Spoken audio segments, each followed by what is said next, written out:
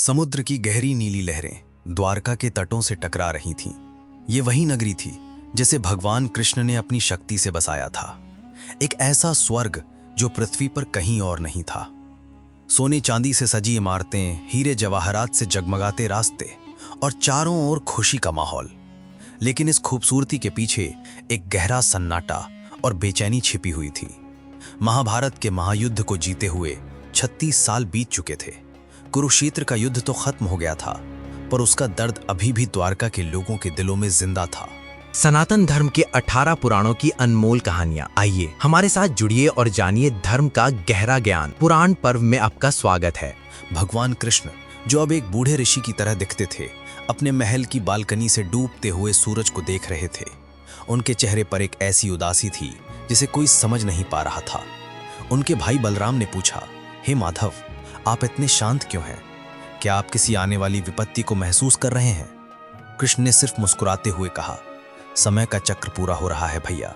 हर शुरुआत का एक अंत होता है। ये सिर्फ एक चेतावनी है। उस रात द्वारका में अजीबोगरीब घटनाएं होने लगीं। महल के सबसे ऊपरी शिखर पर लगा शंख अपने आप बजने लगा, जिसकी गूंज पूरे शहर में फैल गई। एक ऐसा शंख जिसे कोई साधारण इंसान नहीं बजा सकता था। अगले दिन जब लोग सुबह उठे तो उन्हें पता चला कि शहर के सबसे बड़े मंदिर के मुख्य द्वार पर लगे भारी दरवाजे जमीन में धंस गए हैं, जैसे किसी अदृश्य शक्ति ने उन्हें खींच लिया हो।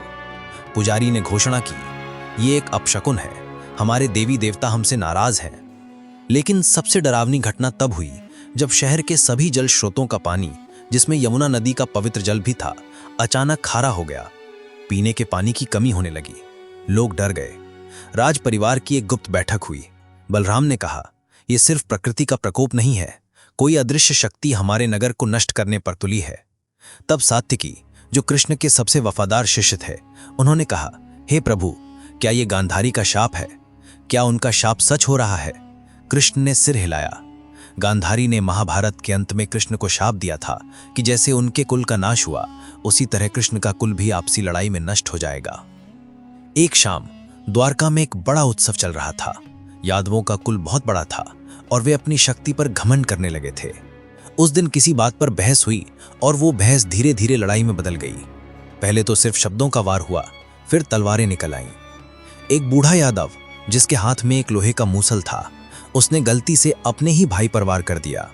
कृष्ण ने पहले ही इन यादवों से कहा था कि वे अपनी शक्ति का घमंड न करें, लेकिन किसी ने उनकी बात नहीं सुनी। बलराम ने इस लड़ाई को रोकने की कोशिश की, लेकिन कोई नहीं रोका। देखते ही देखते पूरा यादव कुल एक दूसरे को मारने लगा। ये वही लोहे का मूसल था जिसे महर्षि विश्वामित्र ने शाप दिया था कि ये यादव कुल का नाश करेगा। कृष्ण ने उस मूसल को पीसकर समुद्र में फेंक दिया था, लेकिन उसका एक छोटा टुकड़ा मछली ने निगल लिया था। वो मछली एक शिकारी के जाल में फंसी और उस शिकारी ने उस टुकड़े को अपने तीर के आगे लगा लिया। जब यादवों की लड़ाई खत्म हुई तो सिर्फ कुछ ही लोग बचे थे। द्वारका की गलियां खून से रंग गई थीं। इस विनाश को देखकर बलराम बहुत दुखी हुए। उन्होंने योग साधना की और अपने शरीर को त्याग दिया। कृष्ण को गहरा सदमा लगा। वे जानते थे कि अब उनके जाने का भी समय आ गया है। वे द्वारका से बहुत दूर एक एकांत जंगल में चले गए और एक वृक्ष के नीचे ध्यान में बैठ गए। उनके शरीर पर एक अजीब सी शांति थी, लेकिन उनके मन में एक गहरा दर्द। उन्हें अपनी भविष्यवाणी याद आ गई। उसी जंगल में वो शिकारी जारा मौजूद था, जिसके तीर के आगे उस लोहे के मूसल का टुकड़ा लगा हुआ था। जारा ने दूर से कृष्ण के कमल जैसे पैरों को देखा और गलती से उसे हिरण समझ लिया। उसने निशाना साधा और तीर चला दिया। तीर सीधे कृष्ण के पैरों में जा लगा। जैसे ही तीर लगा, कृष्ण के चेहरे पर एक अजीब सी शांति आ गई। उन्होंने मुस्कुराते हुए जारा से कहा, तुमने वही किया जो होना था। ये नियति थी, तुम्हारा कोई दोष नहीं। जब कृष्ण ने अपना शरीर त्यागा तो उस पल द्वारका में एक बहुत बड़ा भूकंप आया। समुद्र की लहरें भयानक रूप से ऊंची उठने लगीं। लहरें शहर को निगलने लगीं। जो लोग बचे थे वो चिल्लाते हुए भागने लगे, लेकिन कोई फायदा नहीं हुआ। समुद्र ने पूरी द्वारका नगरी को धीरे धीरे अपनी गहराई में समा लिया। द्वारका नगरी अपनी पूरी शान शौकत के साथ सिर्फ एक भविष्यवाणी और एक शाप के कारण समुद्र में डूब गई। एक ऐसा शहर जो कभी सोने चांदी से जगमगाता था, अब हमेशा के लिए पानी के नीचे दफन हो गया। इस घटना के बाद अर्जुन द्वारका आए। उन्होंने देखा कि कृष्ण का महल और पूरा शहर सिर्फ खंडहर में बदल गया है। उन्हें पता चला कि कृष्ण जा चुके हैं।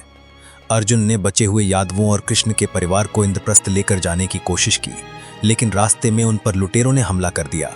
अर्जुन के सारे अस्त्र शस्त्र काम करना बंद कर दिए, जैसे कि उनकी सारी शक्तियां उनसे छीन ली गई हों।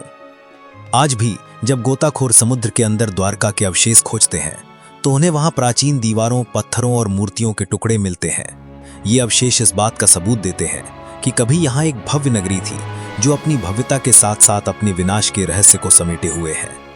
क्या ये सिर्फ एक शाप था या नियति का अटल फैसला?